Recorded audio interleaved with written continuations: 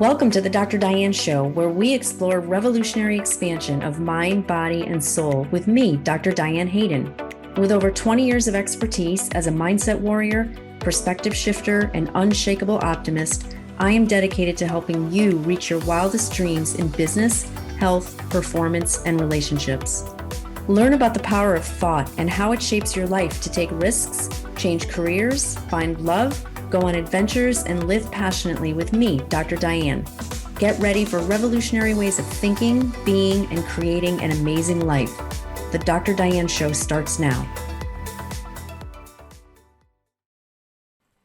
Hi, everyone. I am Dr. Diane Hayden, and you are listening to the Dr. Diane Show on Transformation Talk Radio.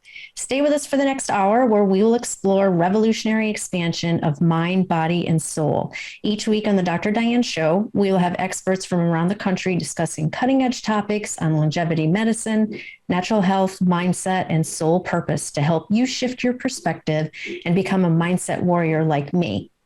Today, I'm excited to talk to you about the new psychology of aging, living younger. So I'm super excited. This is my first show on Transformation Talk Radio, and I decided to, instead of having a guest, just talk to you a little bit about my philosophies and mindset. And I'm getting into a lot of new research on the psychology of aging and how we can actually live younger. And I think that many of you will be excited to learn a lot about what I'm going to talk to you about today, that it is possible to live younger. And there's some amazing research coming out on exactly how to do that. So I guess the first question I like to ask people to ponder is, why do we age? Have you ever taken some time to really think about that question? And I think about how we as a society seem to have this mindset that aging is inevitable. You know, it's something that just happens to us. You know, we see our grandparents age and our parents age and people around us, and, you know, they kind of slow down. A lot of people after retirement kind of just sit on the couch and you know, things kind of stop for them. And once that happens, I feel like people kind of get into this mindset of, well, this is just the way it is. I mean, you know, we just get older and, you know, get more aches and pains. We get more chronic health issues. We can't do as much. And it's this inevitable thing that just happens. And I always had in my mind, you know, why is that? Why do we have to age? And I didn't want to. In fact, in my early 20s, I used to tell my friends that I was going to off myself before I turned 50 because I had no interest in aging. I wanted to look young, be healthy, fit and strong, have some cocktails and not feel like crap the next day, travel and have adventures and be mentally sharp. And if I couldn't have all that, well, I was done. So for some reason in my mind, 50 was that number where everything started going downhill. How many of you have felt the same as you age? So I think that a lot of people will hopefully be inspired after you hear about what's possible and what I consider to be the three most important living younger pillars, and that it actually is possible to turn back the clock and stop or even reverse aging. So before we get to that good stuff, I wanted to go a little bit back in time and talk about, you know, why I had this mindset in my early 20s and the things that have happened to me over, you know, along my life. Not a coincidence, because I don't believe in coincidences, but the irony of things. So when I was in my 20s, I was an avid exerciser, health fanatic, you know, always running and lifting and really into exercise and health. And I decided to go back to grad school for exercise physiology. And because I wanted to help people also, you know, be able to stay fit and healthy and, you know, learn about exercise. That was my passion. So funny enough, I ended up in a doctoral program on an NIH grant researching, wait for this one, the effects of strength training on an elderly population. So the girl who doesn't want to age ends up doing gerontology research. Kind of funny, right? Not a coincidence. But anyway, I saw firsthand how 12 weeks of a high intensity strength training program reversed the effects of aging, with our oldest subject being almost 80 years old. So this was pretty amazing. You know, we had a group of men and women, 65 to 80 years old, put them on a 6 month strength training program, high intensity. And then we tested everything from muscle strength, muscle mass, fiber type, glucose and insulin metabolism, bone density, body fat, you name it. Well, what do you think we found? Every single measurement, all those tests that we ran in every single area of the body improved after the strength training program. I saw 80-year-old men and women become stronger, more flexible, more stable, leaner. And in fact, honestly, they even looked younger. So it was pretty amazing. And, you know, for someone who is in their late 20s to be able to have this experience, I felt like, wow, you know, look what we can do with someone who's 80 years old. Like, look what they can accomplish by initiating a strength training program into their life. And so what I learned was muscle mass is lost at a rate of about 6% per decade after the age of 50. And some studies now are showing it actually starts earlier. Sometimes in your 30s and 40s, you can start losing muscle mass. That was a shocker for me. I mean, how many listeners know that, are aware of that you lose 6% of your muscle every decade after the age of 50. So let that sink in for a minute. So that means by the time you're around 80, you've potentially lost almost 20% of your muscle mass. So now does that make sense why so many older individuals have falls or have, struggle getting up and down, up and out of chairs or up and down off the floor, why they lose their balance? You've lost 20% of your muscle mass. Of course, that makes sense. So here's what's really cool. What we saw in this graduate research that I did was that muscle mass actually increased by 12% in all the subjects within the first couple months of strength training. So essentially, 2 months of strength training reversed at least 2 decades of strength loss and muscle mass with advanced aging. So I need to repeat that because that was mind-boggling for me when we saw these results coming through. 2 months of strength training, so just 8 weeks, reversed at least 2 decades of strength loss and muscle mass loss. Can you believe that that is possible? Amazing. Absolutely amazing. But here's the funny part. That still didn't change my mind. I wanted no part of aging. Even though, I'd spent the better part of my career teaching people how to stay healthy, prevent disease, remain active, live younger, it wasn't until I actually hit 50 that I realized, this aging thing isn't so bad.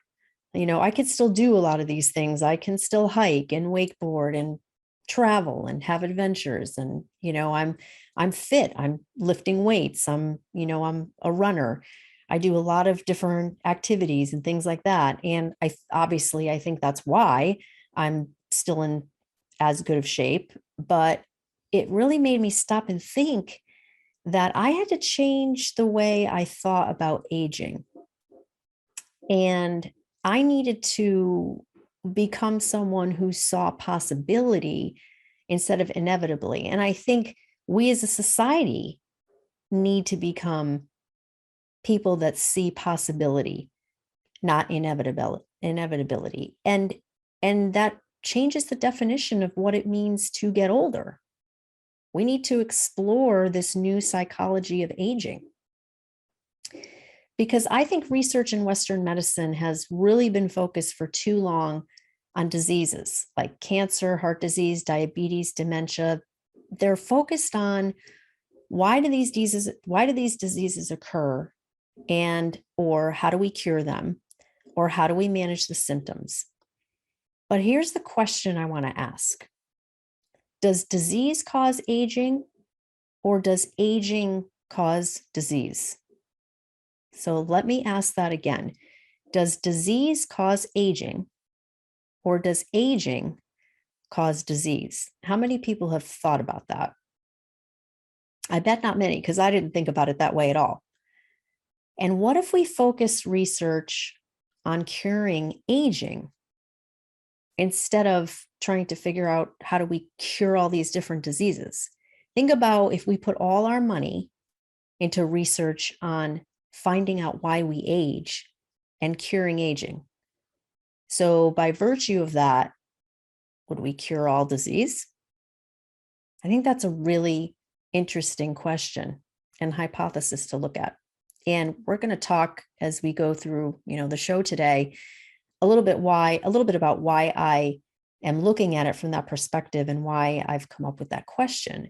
Because when we think about if we just focus everything on aging as a disease, pooling all of the resources into that could possibly change everything in terms of how spread out all the money is that we put into, focusing on all these different diseases as an individual thing. So I think that's really pretty amazing. Like I said, we have to become a society that sees possibility, because right now aging is seen as this negative, unavoidable occurrence.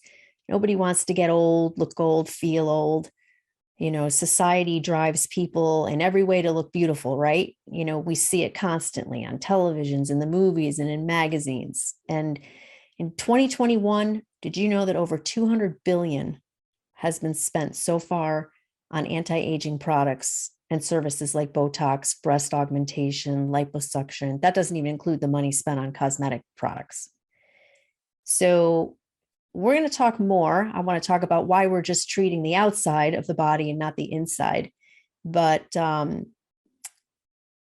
before we do that, we're going to go to a quick break. And again, you're listening to the Dr. Diane Show with me, Dr. Diane Hayden. And when we come back, we'll explore more about this fascinating subject of the new psychology of aging. Stay tuned. We'll be right back.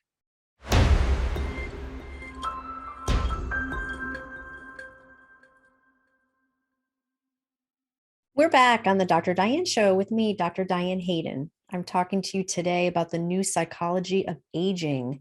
But before we continue, I just wanted to make sure everyone knows how to find more about me.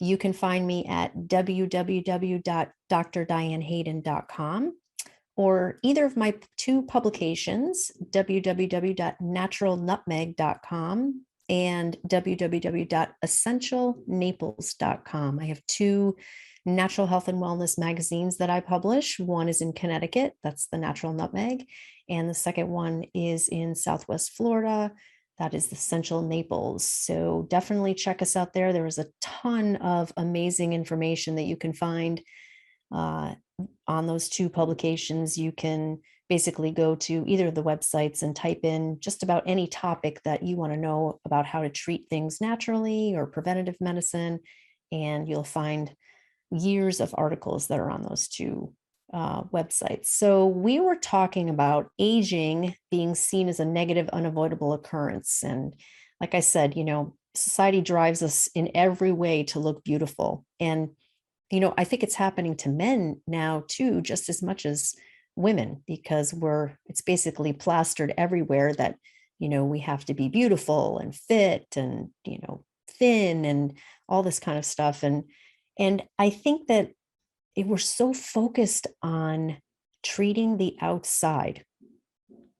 Everyone's just putting a Band-Aid on the outside, making the body look younger, when in order to cure or, even attenuate aging, we need to treat the inside. That's what happens, that's what's going on when we're actually aging. There's things that are happening inside the body and our cells that are creating basically how we look on the outside. So the breakdown starts on the inside. That's what we really need to start looking at. But I think we're focused on the outside so much because we've just been convinced that aging is this inevitable process. So, what I'm proposing is, what if aging is the disease and that disease is treatable? I actually just read one of the most eye-opening books that I've read in a long time, and that book is called Lifespan: Why We Age and Why We Don't Have to by Dr. David Sinclair. He is a researcher out of Harvard. He's a genetics and aging researcher. And he says, and I quote, "Aging is not an inevitable part of life, but rather a disease process with a broad spectrum of pathological consequences."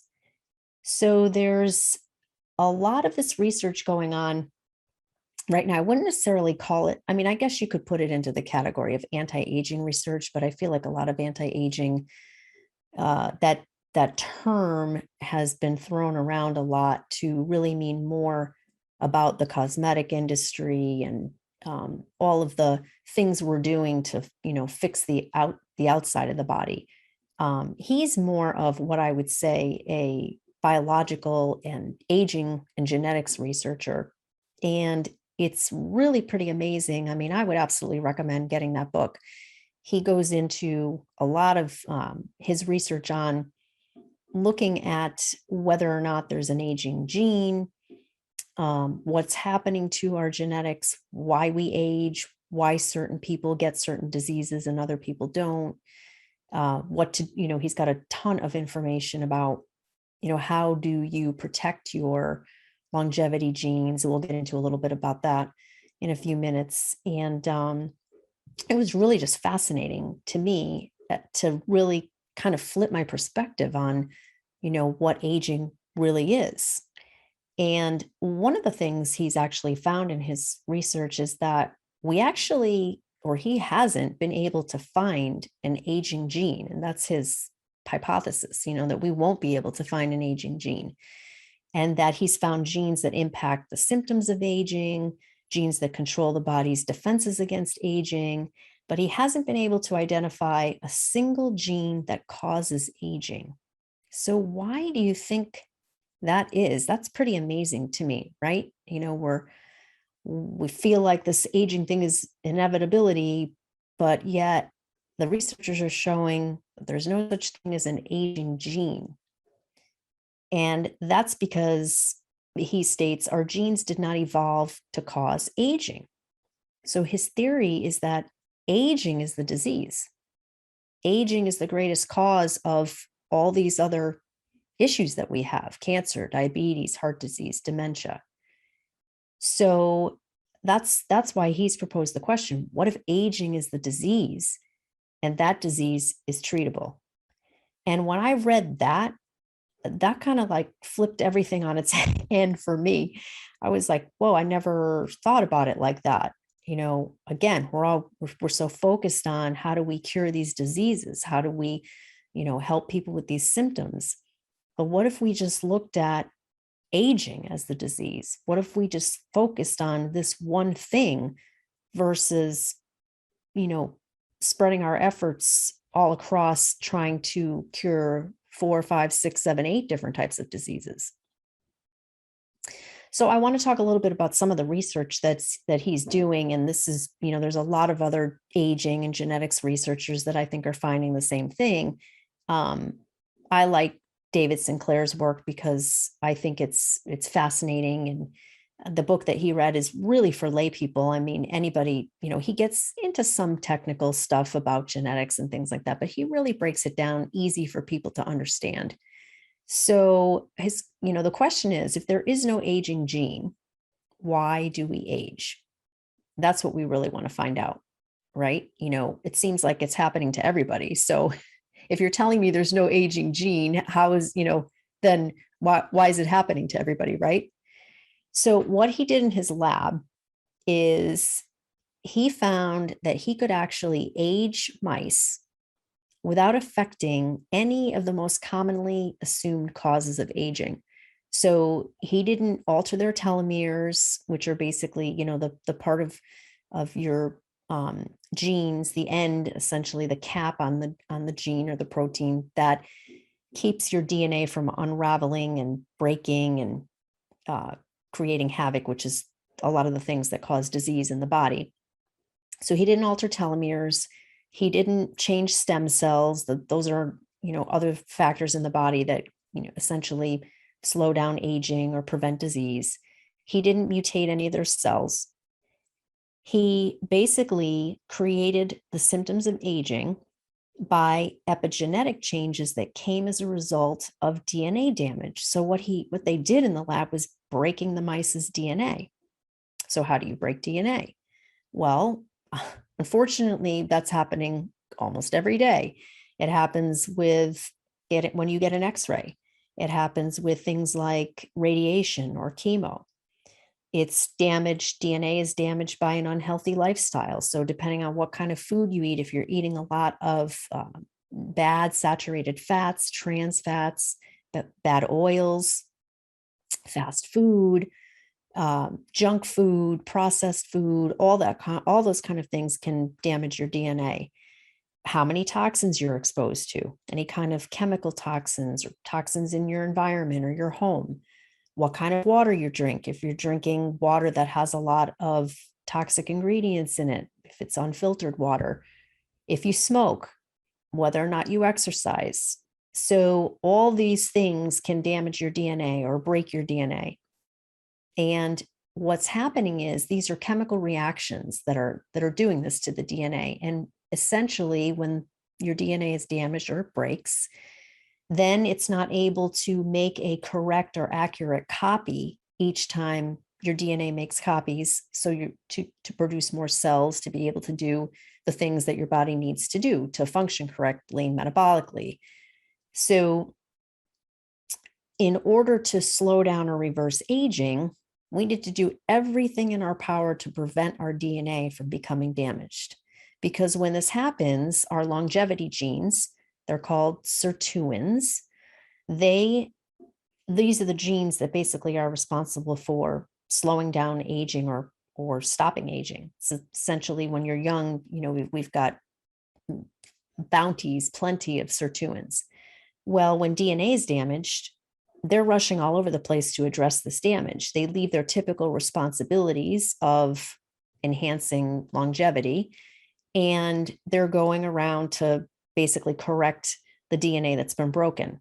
And sometimes when they try to get back to the place where they're supposed to be in terms of doing what they're supposed to be doing, they end up silencing, turning off or turning on genes that aren't supposed to be turned on or off. And sirtuins are a family of NAD, which stands for nicotinamide adenine dinucleotide, but we'll just call it NAD because I don't expect anybody to remember that. They're NAD dependent, and they have remarkable abilities to prevent disease and even reverse aspects of aging.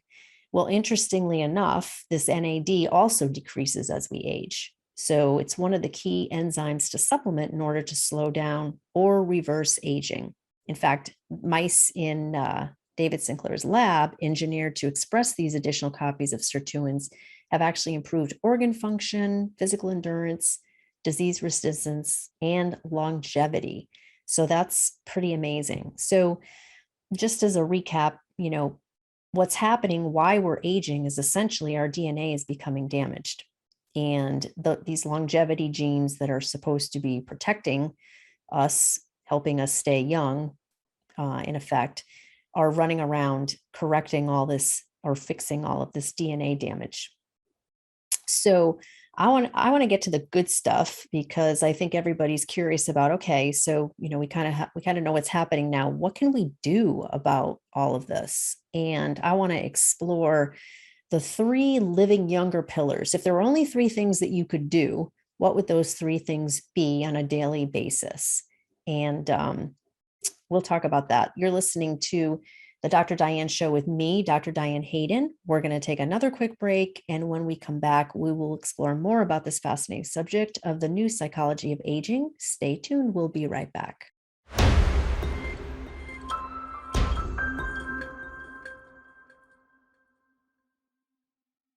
We're back on the Dr. Diane Show with me, Dr. Diane Hayden. I am talking to you today about the new psychology of aging.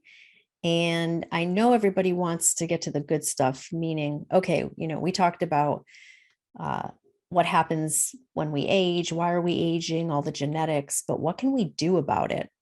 So we talked a little bit about how strength training can reverse muscle mass loss, and we've explored that aging causes disease, not the other way around, and that disease is actually treatable. We've learned that there is no aging gene, and that the reason we age is because our DNA breaks and our longevity genes leave their typical responsibilities. But I want to spend the rest of the time today talking about what I believe is the new psychology of aging and the three essential pillars that can turn on and support longevity genes. So I mentioned this already. The first living younger pillar I want to talk about is supplementing with NAD. So if I could pick only one supplement to take, and I'm not suggesting that, we only take one, but let's say you had to choose only one, the one I would pick would be NAD. And that's because we're learning now that this supplement is what affects your longevity genes the most. So obviously you need, supplements for all kinds of things. I recommend for immune support, metabolic support. If you have certain chronic health issues, of course, there's different supplements that you are going to take.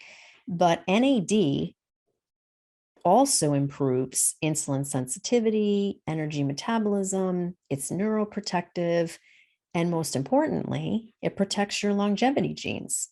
So here's my reason for saying, like if you can only take one thing, if your longevity genes are not supported, is all of the other things, supplements that you take for immunity or cardiovascular or metabolic, is it pointless because we're not supporting our longevity genes? I mean, it's doing good in the moment, but in the long term, if we look at what's really creating aging, which then creates other diseases, it's the fact that we're not supporting our longevity genes. So that's my reasoning for putting NAD kind of at the top of the list as far as supplements to take, for sure. We talked a little bit before about these studies that David Sinclair is doing on mice and activating these sirtuins, which are longevity genes that are improving DNA repair. Well, what he's seeing also is that it's boosting memory, it's increasing exercise endurance in these mice. In fact, one study he looked at, the mice ran so far, it was actually an elderly mouse, but the mice ran so far on his treadmill, they actually broke the treadmill. His lab tech came in one day and said, "We have a problem. The treadmill's broken." And Sinclair's like, "Okay, well, so just go ahead and fix it." And his grad students like, "No, you don't understand. It's not like it was a mechanical thing or something like that. The mice ran so far, they actually broke the treadmill, like elderly mice running ultra marathons." It's crazy, but it's really kind of amazing when you think about, okay, so basically they just activated these longevity genes in these mice, and they had all these crazy responses, increasing endurance, boosting memory, and in one group of mice, it actually helped them stay thin regardless of what they ate. So everybody's like, okay, what is this? I want to take it. Now, we don't know if that's necessarily going to work for humans. And I'm not, promoting that we just take a supplement and we don't do anything else. I mean, I think hopefully, most people have learned by now that it's a lifestyle thing. Yes, you want to take supplements, but you also want to be changing your lifestyle, making sure that you're eating healthy, exercising, meditating, reducing stress, all that kind of stuff. It's not just about, taking a supplement and you're good. I think, we've for far too long been a society that has been looking for just this quick fix magic pill. And, while I think there are some things out there that certainly can enhance a lot of, stuff for us, it's never going to be a situation where we just take a magic pill. So, focusing on, NAD, I think it's something that people should consider. There's universal regulators of aging. These regulators can be changed with a molecule like NAD. And I think this just kind of goes back to, when we think about, it's all just one disease. We don't have to look at each disease individually and figure out how to cure it. We can just cure aging. And then that in and of itself will take care of all these other chronic diseases. If we don't progress down this pathway of, having our DNA being more damaged, eating unhealthy, poor lifestyle choices, all of that, then we can actually slow down aging and potentially even reverse it. So I think that's pretty amazing. So I would look into NAD. There's, like anything, you want to be careful about where you choose to purchase something like that. There's a couple of great companies that I use. You can reach out to me and I can definitely provide you with some of those companies. And again, it's, you get what you pay for. So definitely make sure that you're vetting the companies that you purchase your supplements from. So NAD is the first pillar that I recommend. The second living younger pillar is water. And the reason I talk about water is, one, I think it's something that a lot of people overlook. We're told, okay, you need to be drinking filtered water and, make sure that if you have, a home system, that you're using some sort of water filtration system. And we've been told to drink 8 glasses of water a day because, studies show that being just 10% dehydrated can lead to chronic illness. But, the question is why? Why are we being told to, do all these things with water? Why is water so important to us? Well, it makes up the largest percentage of things in the body, basically. And essentially, it's something that we really need to think about because, like I said before, we're concerned about the kind of supplements we take. We are constantly, told what kind of a diet to be on. We're told to exercise, but no one's really talking about water. And the more I studied this, the more I found it interesting that it was really something that I feel has been overlooked, other than just to say, okay, drink filtered water and drink 8 glasses a day. And the other thing I thought about was, have you ever drank the recommended amount of water for your weight, but still felt dehydrated? Because that's absolutely happened to me. I have, drank 64 ounces or more of water a day and feel like sometimes I'm still thirsty. And I started thinking, why is that? Why am I drinking all this water? I'm going to the bathroom every 5 minutes. Am I even absorbing it? Is it even doing anything for me? So I started studying a little bit more about, okay, what's going on here? Is it the kind of water? Where am I getting it in terms of, am I getting it from plastic water bottles, or, do I have the right filtration system in my house? So research is actually coming out now showing that the amount of water we drink isn't the real issue. We're drinking the wrong kind of water. And like I said, we've only been concerned about removing toxins, purifying and filtering water, but there's actually more to it than that. We know water exists as in different states, right? So we know water exists as a liquid, a gas, or a solid, but there's actually a fourth gel-like state that we're learning about now. And in this state, not only can water molecules filter out toxins and unwanted substances, it's actually more bioavailable. So there's another great book that I would recommend reading. It's called Quench, and it's written by Gina Bria. She's an anthropologist and founder of the Hydration Foundation.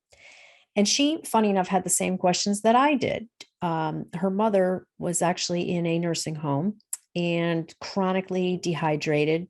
Every time she turned around, she was suffering from dehydration. I don't know if, anyone has experienced this or has an older parent, but, dehydration, being as little as 2% dehydrated can show cognitive loss. And, people can have all kinds of problems and actually be admitted to the hospital because of dehydration. So she was trying to figure out, why is it that my mother's having all these problems with being hydrated? And she discovered that people living in the desert were often better hydrated than the average American. And the reason being was because they were eating plants to hydrate themselves.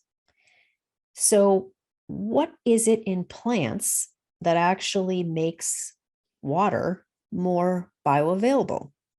And what it is that the water in plants is structured. So, what does that mean? What is structured water? I don't know if anybody has ever heard that term before, but structured water basically provides a osmotic charge that more effectively transports the water across the cellular membrane for better hydration. So it's actually getting into our cells better. We're absorbing it better. And that made perfect sense to me, from the times that I was feeling like I'm drinking all this water and I'm still thirsty sometimes. Or I feel like, I'm eliminating, I'm going to the bathroom every 5 minutes and I'm eliminating it. How come I'm not absorbing this water? And I didn't think it was because, well, maybe I just don't need it. So now we're finding that, there is a reason why. It's because you're not drinking structured water. So structured water forms a battery and actually produces and stores more energy in our cells. It's also better at conducting electrical functions. So I thought this was really cool. There's actually a great article on structured water in the July issue of our Natural Nutmeg magazine, naturalnutmeg.com. You can go there and click on our July-August issue. And the article is Clean Your Tap Water of Toxins and Chemicals by Kenny Liu. And that article will explain a lot more about what structured water is and why it's definitely more important for us. So this is the Dr. Diane Show with me, Dr. Diane Hayden. We're going to take another quick break. And when we return, I will share with you more tips on how to live younger. Stay tuned.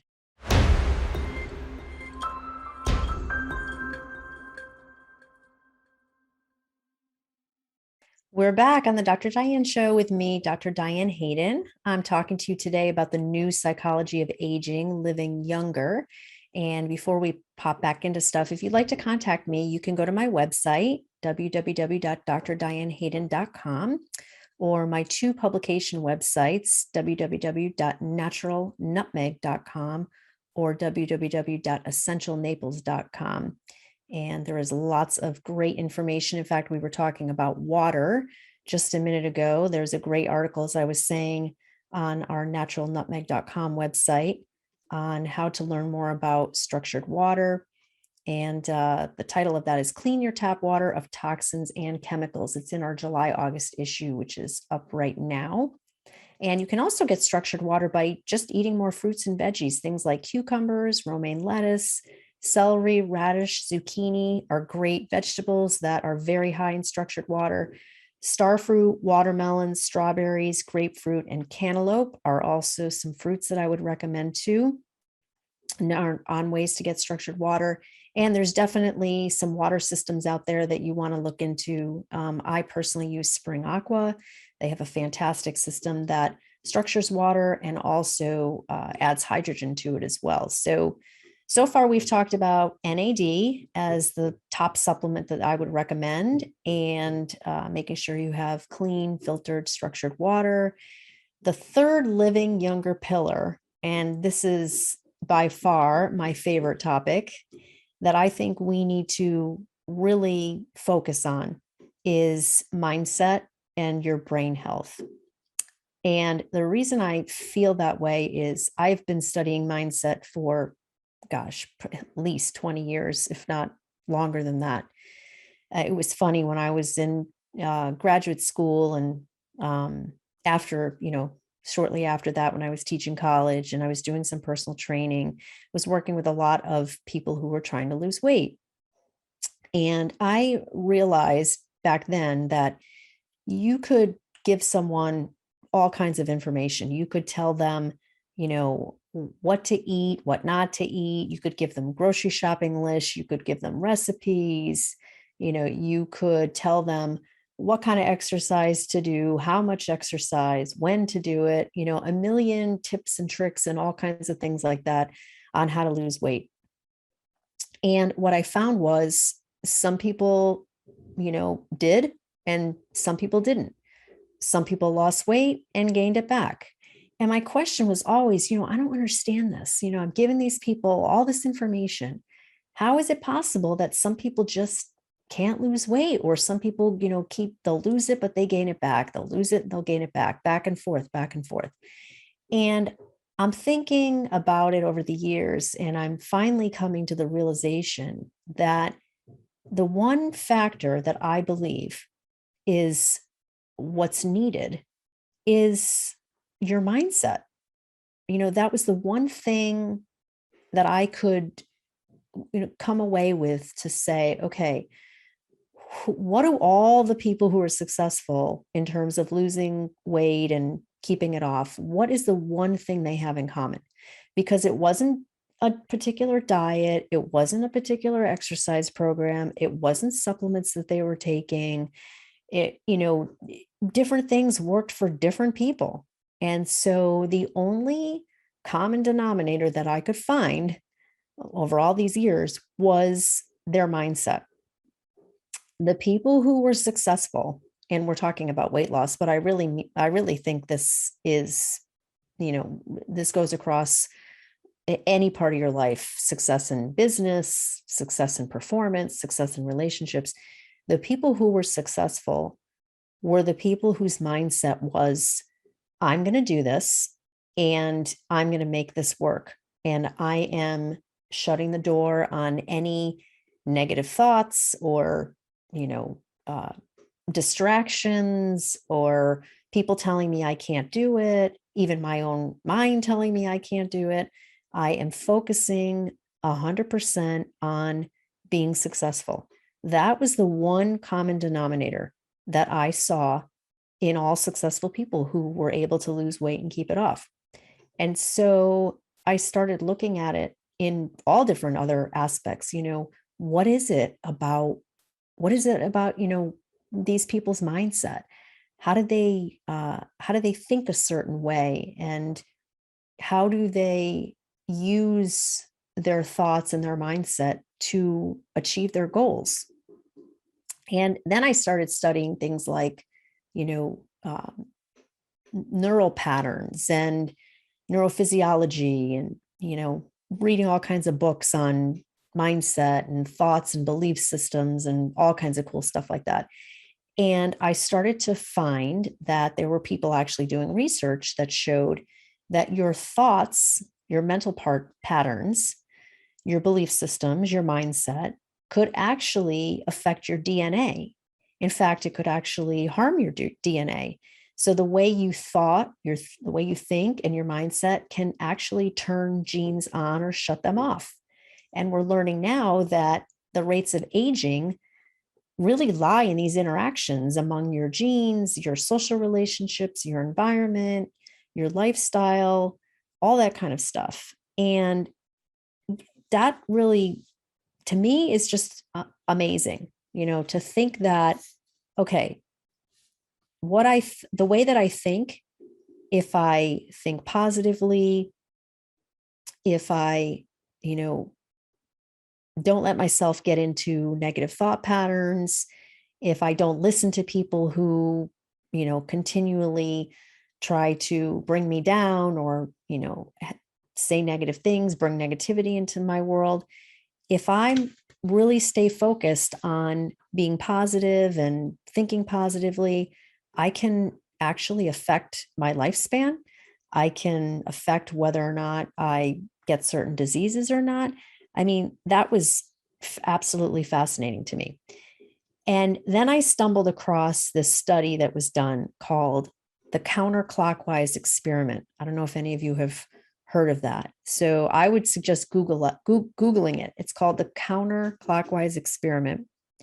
And basically what it was they took, and this was back in the 80s, I believe, they took 8 men who were in their late 70s, and they brought them to a monastery in New Hampshire. And it was basically it was converted for this research study. Now, most of these men had advanced stages of aging. Many of them walked with a cane. They had, they were arthritic. They had poor memory.